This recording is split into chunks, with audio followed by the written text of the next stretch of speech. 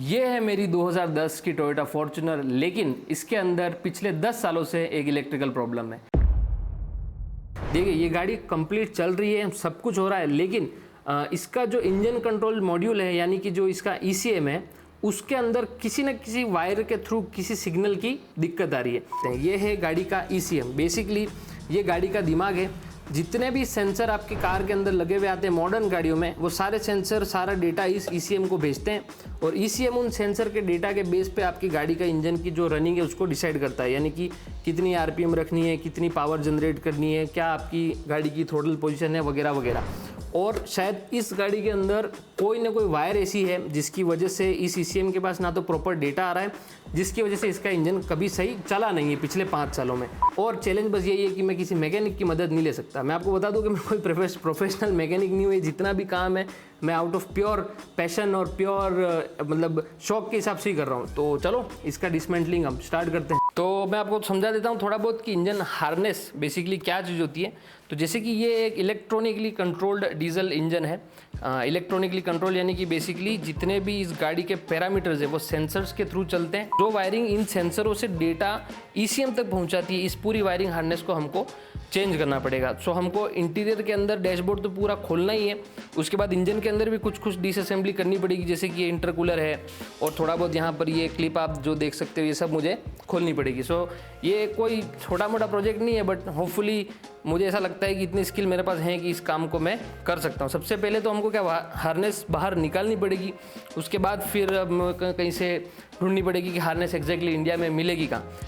हम राजस्थान में रहते हैं तो यहाँ पे आसपास कोई ऐसे स्पेयर पार्ट्स डीलर नहीं है, अब दिल्ली से पता करना पड़ेगा। खैर वो बात का मैटर है। एक बार तो हार्नेस बाहर निकालते हैं सक्सेसफुली, फिर अगले वीडियो में आपको इन्फॉर्मेशन देते हैं। सो बस अब काम आपको ब्रीफिंग मैंने कर दी है। अब हम शुरुआत करेंगे इंटीरियर डिसमेंटलिंग से, और पहले हम इंटीरियर के अंदर डैशबोर्ड वगैरह उसको खोलेंगे। तो फाइनली हमने इस काम को अब कमिट कर दिया है, तो अब इसको शुरुआत करते हैं। आपको मैं टूल्स दिखा देता हूँ। ये रही हमारी सारे टूल्स की पेटी। इसके अंदर लगभग सारे टूल्स हैं जो मुझे चाहिए, और ये थोड़े बहुत सॉकेट वगैरह, रेंच वगैरह बेसिकली। तो अब हमने कमिट कर दिया है, तो अब काम शुरू करते हैं और शुरुआत करेंगे बैटरी डिस्कनेक्ट करने से।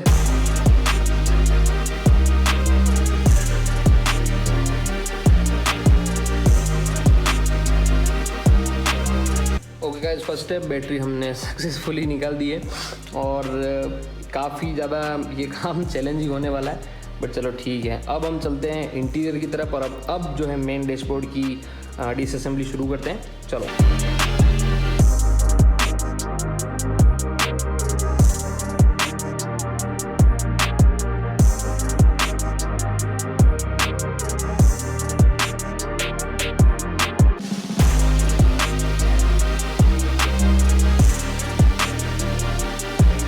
तो हमने सेंटर कंसोल खोल लिया है और अब इस साइड से इसका स्टीयरिंग व्हील और ये स्पीडोमीटर वाली असेंबली इसको खोलना पड़ेगा। और ये जो A पिलर के जो कवर है इनके पीछे यहाँ पर स्क्रू होते हैं। तो एक बार इस वाली साइड को पूरी करते हैं, फिर हम इधर लेफ्ट साइड में ये पिलर और इसके नीचे 2 बोल्ट हैं, इनको खोलेंगे।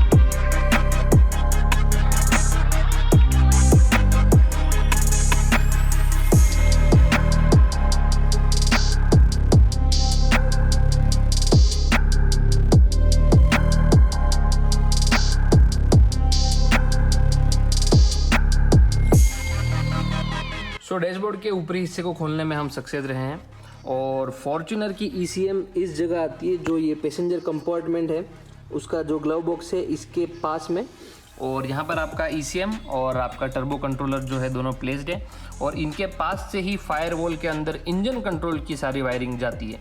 मतलब ये जो वायरिंग आप देख रहे हो ये जो हेडलाइट वगैरह उन सबको कंट्रोल करती है, ये इसका सिक्योरिटी सिस्टम की ये वायर है और इंजन कंट्रोल की वायरिंग सेपरेट होती है। सो इसके अंदर 2 मेन हार्नेस होती है और हमको चेंज करनी है इंजन कंट्रोल की। तो बस इंजन कंट्रोल वाली जो हार्नेस है वो ECM के पास से फायरवॉल के थ्रू होके और हमारे इंजन कंपार्टमेंट में जाती है। तो बेसिकली मेरे हिसाब से ये वाली जितनी वायरिंग है इनसाइड की जो गाड़ी के अंदर है वो तो बिल्कुल इंटैक्ट है, लेकिन इंजन की वायरिंग में शायद एक्सटर्नल किसी फैक्टर की वजह से वायरिंग आपस में टच होने की वजह से जो उसका सिग्नल है वो ख़राब हो रहा है। और जो आपको ये वाली वायर दिख रही है, ये जो बड़ी वायर है, हमको सिर्फ यही वायर निकालनी है। सो इस वायर को यहाँ से भी एक्सेस किया जा सकता है। ये जो ECM है ये और ये टर्बो कंट्रोलर की मॉड्यूल है, इसको खोल देने के बाद यहाँ पे इतनी जगह बन जाएगी कि इस वायर को हम आसानी से इंजन बे की तरफ निकाल सके। ये यहाँ से निकल करके यहाँ पे निकलती है इंजन बे के अंदर, तो यहाँ से इस पूरी जो इसके ऊपर ये रबर की ग्रोमेट है इसके साथ ये पूरी वायरिंग हार्नेस बाहर आ जाएगी। तो हमको डैशबोर्ड के अंदर फर्दर और डिसअसेंबली की ज़रूरत नहीं है। एक बार मैं अंदर से ECM वगैरह वायर वाली वायर खोल लेता हूँ, उसके बाद हम इंजन कंपार्टमेंट में जितनी भी ये वायरिंग लूम है इसको निकालने का काम शुरू करेंगे।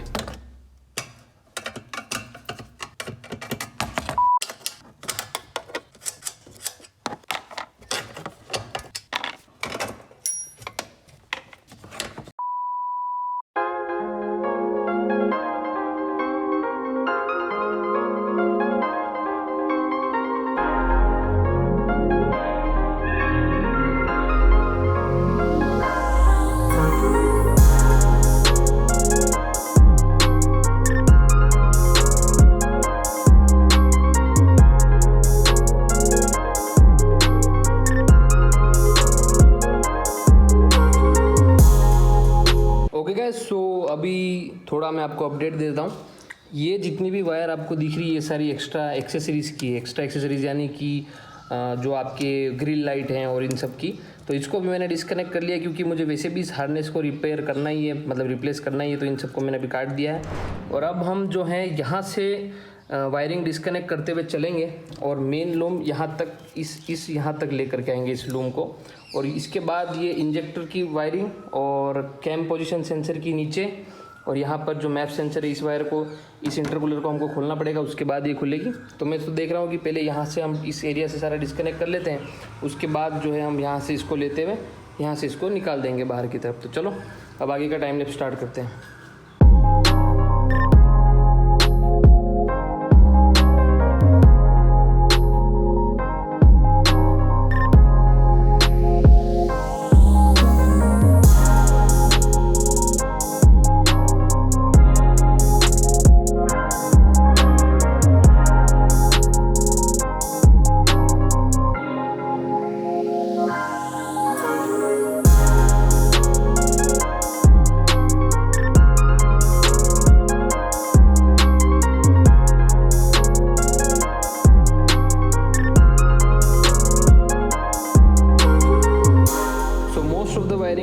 मैंने निकाल ली है।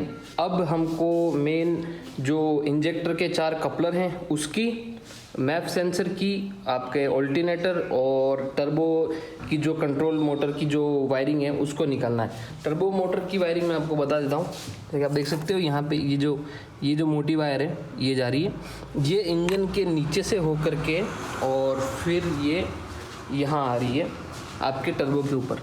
ये जो आप देख रहे हैं वायरिंग लूम ये रहा। अब इस वायर को यहाँ से डिस्कनेक्ट करते हुए और यहाँ नीचे 1-2 कपलर आपको दिख रहे हैं मेरी उंगली जहाँ पर, ये आपका ऑल्टरनेटर है।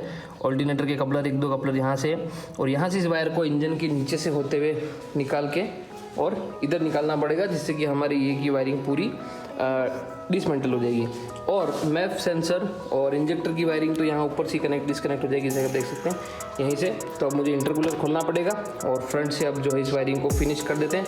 तो आज हमारा वायरिंग रिमूवल का प्रोसेस पूरा हो जाएगा।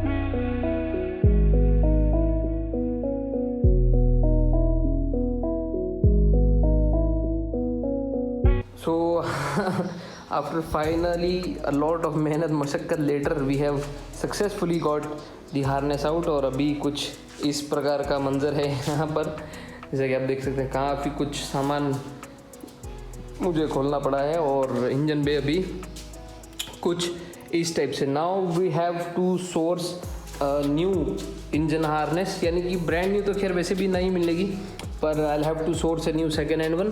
जैसे कि आप देख सकते हैं ये वाला होल बिल्कुल खाली हो चुका है और अब नई इंजन हार्नेस इसके अंदर इंस्टॉल करना पड़ेगा। आई होप कि मुझे सारे वायर याद रहेंगे और इसकी सारी लोकेशन याद रहेगी कहाँ से इसको फिटिंग करना है, पर फिलहाल के लिए engine harness is successfully out.